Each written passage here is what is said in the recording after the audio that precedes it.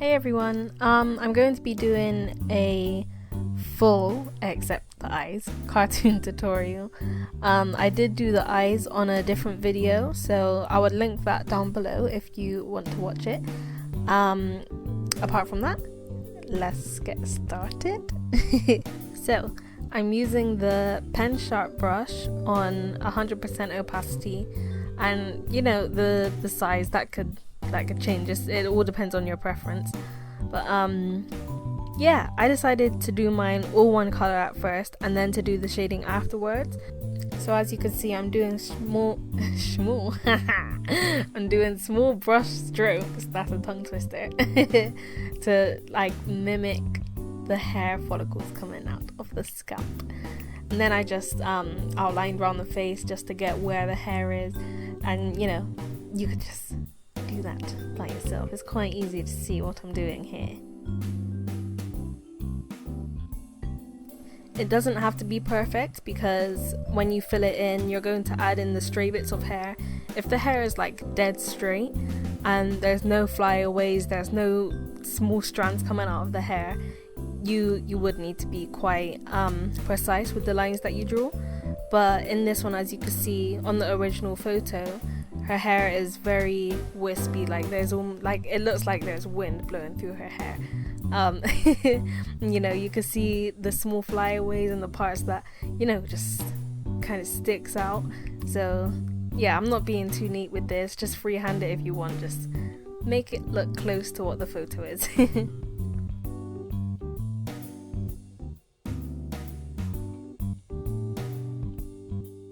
And I just want to say thanks, because I got 200 subscribers, or 210 now, but thank you guys. It means a lot, because when I started this, I didn't think, yeah, let me just, I don't know, I didn't think that I'll get 200. I just thought like 50. But 200, that's a big accomplishment for me, so just wanted to say thanks, even though that's not a lot compared to other YouTubers when they got like millions of subscribers and I hit 1 million subscribers, all that stuff. So yeah, it's not a lot in terms of that, like 200, but it's a lot to me and it means a lot, so thank you guys. So yeah, just now, as you could see, I changed the size to go bigger and smaller, just to fill in those areas and just fill in the whole hair. As I said, like, we're going to be doing the little wispy bits anyway, so yeah, just keep watching.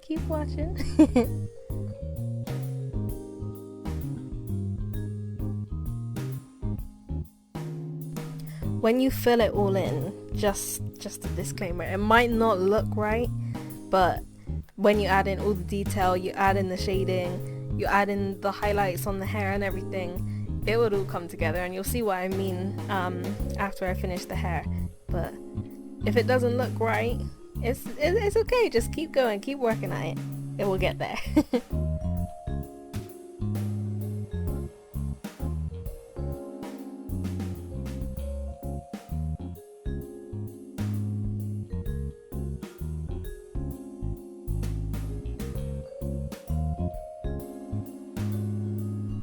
And in the tutorial where I was doing the eyes, I just want to say, it's not a big deal, but I'm sorry I forgot to put music in there. Like, it was just my voice.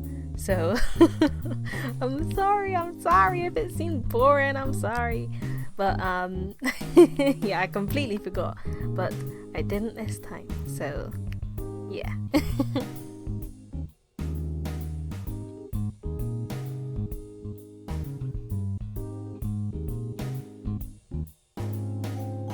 So hopefully you could see what I meant by when it doesn't look right, like it just doesn't look like hair, it just, you know, because it's just like a block, it's just a shape.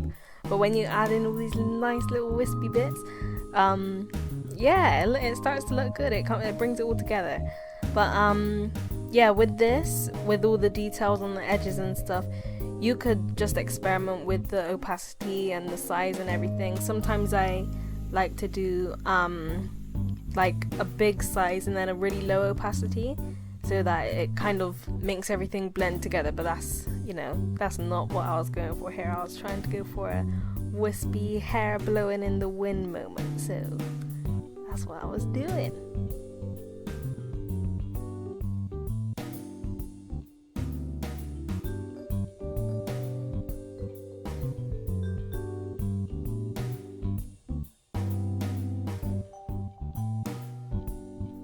And to get that really realistic hair movement, what I like to do it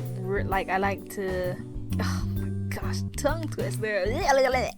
I like to get the pen sharp brush and do it on a really small size, and then 100% opacity, and then boom, you see what I mean? Like, look how good that looks, realistic, right? But yeah, I decided to do edges on her just because I wanted to. So you don't have to, but I just wanted to.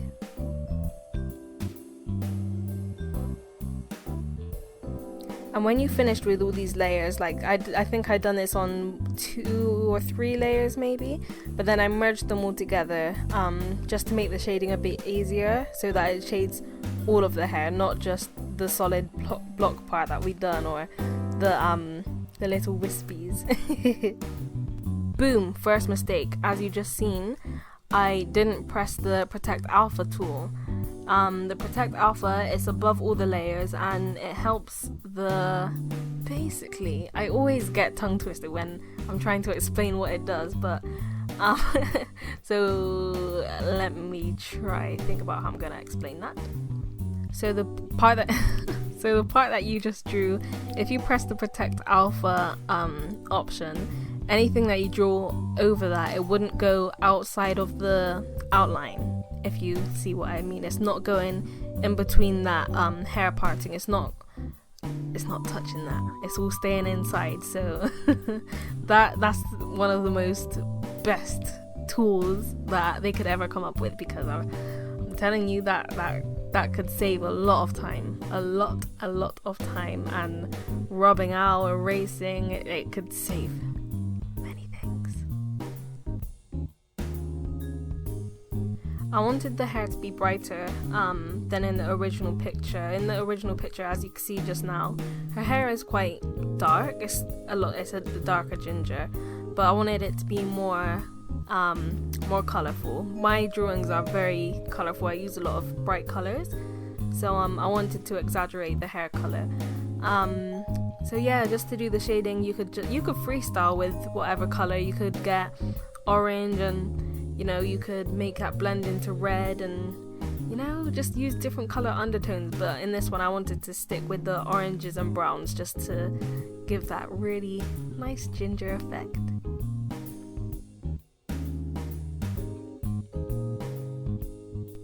To do the shading, you could experiment with the opacity as well, and the size, which is what I'm doing now.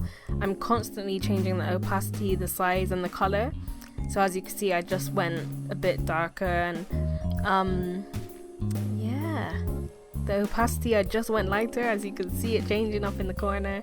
But I'm always changing it all the time. It makes it look more realistic. If you use the same opacity, the same size, it doesn't really blend that well, unless you're doing it really like on a really low opacity. But that would just take ages. So yeah, on the darker parts, as you can see, like my opacity would go higher just to save time. It just shades it a bit quicker, so yeah.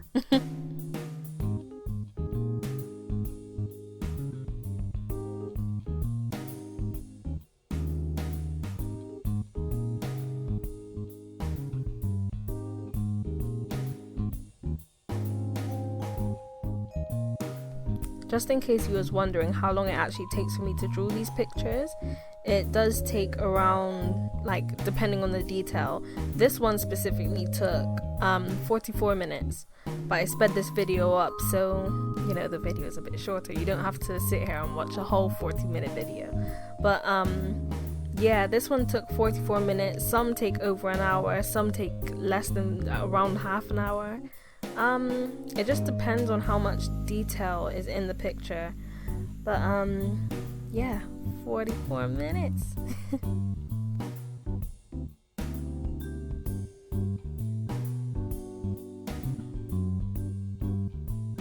And now it's time for highlight. I always do the highlights for the hair on a whole different layer, the layer above what you just drew. So I like to start with like a really low opacity, just to make everything blend. Where all the natural hair highlights would be, yeah, just do brush strokes in those areas. And what I like to do, you would see at the end, but after I drew all the highlights, I press the Protect Alpha button again, and I use the color white and I shade in the middle of each highlight that I just done. It's quite hard to explain, but you'll see what I mean. And here we go. See, Protect Alpha I turn the color, well, it wasn't complete white, but I'm pretty sure I do it white. And you see, I just shade in between, yeah, I just shade the middle of the hair highlights that I just done, just to make the hair look more shiny and shiny. And now moving on to eyebrows, I use the brown color on a whole new layer underneath the hair. Pen sharp brush again, low opacity, and you could change the size if you want depending on how thick the eyebrows are. And as I get to the front, I lower the opacity lower and lower and lower until it doesn't look like you're drawing anything. But in this case, I did not do that. And then I used the eraser and used the soft edge option, which you can find at the top of the screen, and it makes the edges of the eraser soft instead of having a harsh line. So yeah, I just cleaned up underneath and I changed the shape of the eyebrow just a little bit with the mesh transform option. Now I'm just adding some shading in, just giving the eyebrow some detail. So yeah. Oh, now I duplicated it and flipped it around. That's the lazy way of doing things. You don't have to do things that way all the time, but when I'm feeling lazy, that's what I usually do. Guilty. And now on a whole separate layer, I got the skin tone using the eyedropper tool, and yeah, picked up the exact color from her skin on the picture. And as you can see, I'm just outlining the face on a whole different layer. Remember that, on a different layer.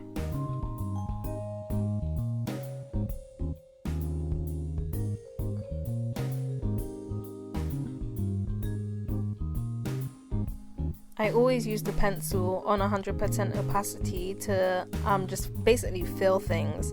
That's basically my fill button. I don't like to use the fill bucket, I think it's called, only because it leaves us like a white edge around.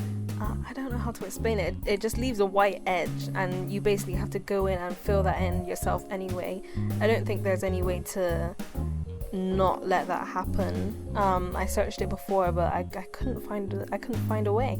So yeah, I just fill it in manually.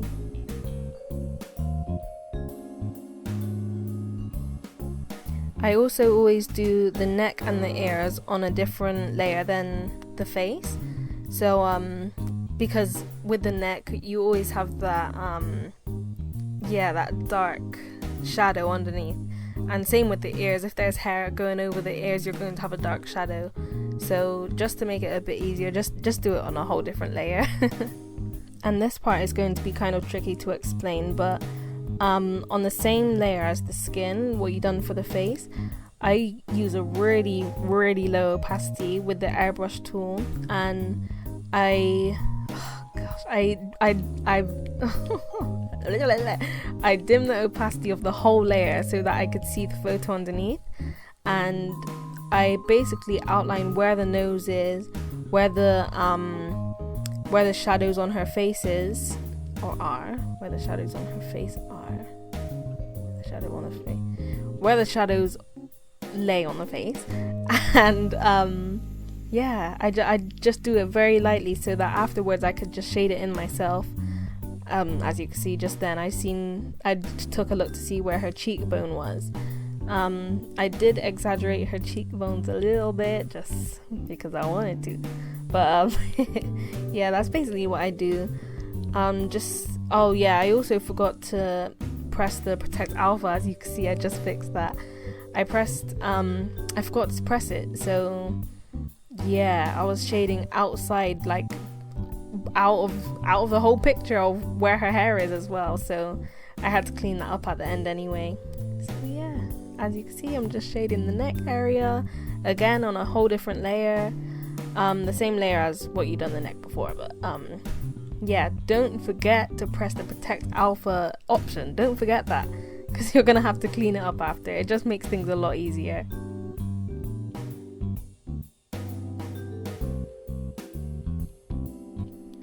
Two things I'm not good at drawing is jewelry and ears. I am not good at drawing any of them things.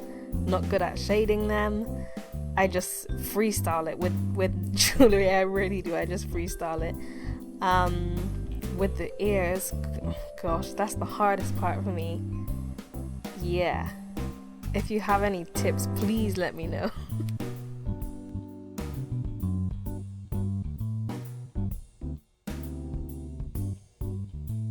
So yeah, as you can see, the whole picture is coming together. It is coming together. Looking at it now, I kind of wish I'd done more highlights on the hair. I feel like I could have made it look even more shiny. But yeah, as you can see now, I'm just basically freestyling where, well, I put the lines where the nose was, so I had the general outline. But yeah, I'm just testing out different opacities and sizes with the Airbrush Brush. And yeah, just shading the nose and the natural contours of the nose. Like, it's usually darker around the edges and at the bottom where that part in the middle. I don't know what the bottom, oh, septum I think it is. I'm pretty sure it's called septum. That's where people get those piercings. So yeah, just freestyle. Basically, that's basically what I do. You just learn as you draw. So if you make mistakes, it's okay. Just keep going, keep learning. Yeah, some of my artworks, or my older artworks, they used to be quite bad. But you know, that's the whole point of learning to draw. You learn, you know. Practice makes perfect. And now onto the lips, which that's another thing I really struggle with. I'm not great at lips. I don't know how to make them look real. But on a whole different layer, I usually do the top lip and the bottom lip on two different layers, because on some people / most people, your top lip isn't the same color as your bottom lip. So yeah, it just makes sense to me.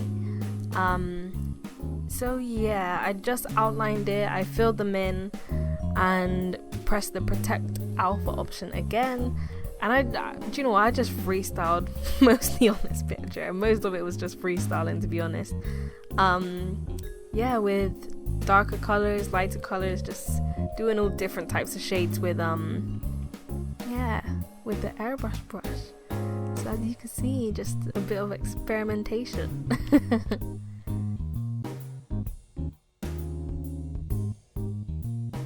And you can see what I mean by them being on two different layers. Like, it just makes sense, just to get the different shades, you know. It helps a lot with just saving time having to erase things and make it blend. And you know, I used to go through all of that with my older artwork, so because I didn't know what Protect Alpha was. But I'm telling you, it is a lifesaver. It's a lifesaver. So yeah, I feel very awake tonight. It is 1:38 in the morning and I don't feel tired at all. I'm wide awake and I have a lot of energy, if you can't tell. But I want to sound more alive in my videos, because I realized with most of my videos, I try to keep my composure and just try to sound serious when I'm really not. Like, I'm not a serious person, but yeah, I'm just trying to be myself now. So yeah, highlighting is one of my favorite parts of the picture. Yeah, it is one of my favorite parts of the picture. You could just experiment. You could go as light as you want, as you know. You could experiment with different colors when people do like the pink highlight, when people do rainbow highlight. I never done that before. Maybe I should try that. But yeah, I love doing the highlight. Yeah, I love it.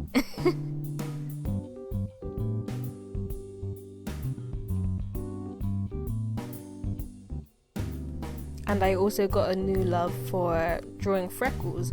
I used to find them really annoying to draw because it was just like, it just took so much time. But now, just to save time, I make the opacity a bit higher. My problem back then was using it too lightly and being too precise. But unless the person you drew has very specific freckles, you don't have to be that precise. As you can see here, again, freestyling. But yeah, just the experiment again that's what I was doing with the opacity and everything, the size. Yeah, just experimenting. I was just putting it anywhere.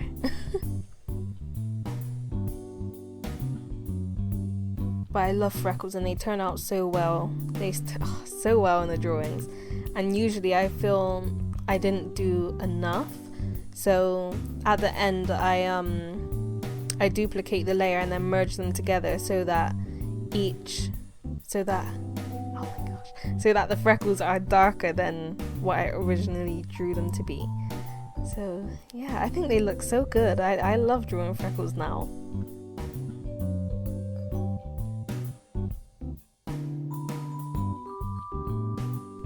So yeah, that's basically the end of the tutorial, and I hope you enjoyed it. If you did, please give it a thumbs up and like, comment, subscribe, all them type of stuff. This was the result of the picture. If you was wondering why it said reliable on top, is because, as you can see here on my Instagram page, I am doing a series called Women Are for Women's Empowerment, and I'm going through the alphabet and I'm thinking of a describing word for each letter of the alphabet for women. And you could comment as well. As you can see, people comment their versions of what women are. They put women are and then whatever letter of the day it is. Yeah, just comment your letters. I hope you enjoyed this video. I hope you enjoyed this video, and I will see you in the next one. Bye.